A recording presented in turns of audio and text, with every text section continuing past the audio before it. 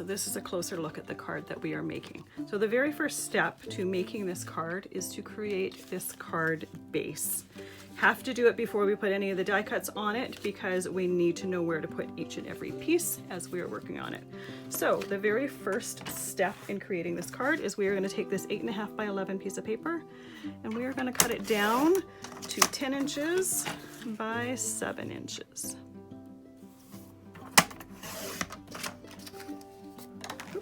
There we go.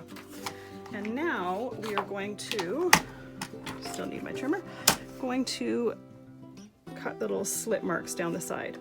So I'm going to start at the 1 inch mark here. I've got my paper lined up on the 1 inch mark in. So I start at the 1 inch mark and then I go up to 7.5. I'm going to turn it so that we have the other long side down.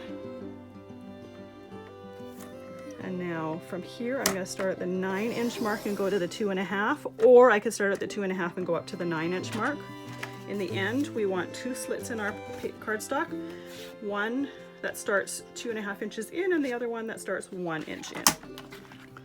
So now we need to score our piece of paper for the card base. So I'm going to do the first score line at the 1 inch mark, and this is between those 2 cuts. The next one at the 2 inch mark, again between those 2 cuts.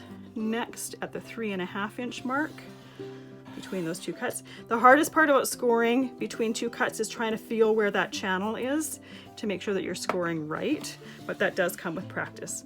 Next score is at the 5 inch mark and I'm going all the way through the piece of paper. And then the last one here is at that 7.5 inch mark. So the first line here should be right at the beginning of your cut, and the last line should be at the end of your cut here. So there we go. We've got our slits cut and we've got all of our lines scored. I'll see you in the next video where we will fold our card base and be ready to start doing die cuts after that.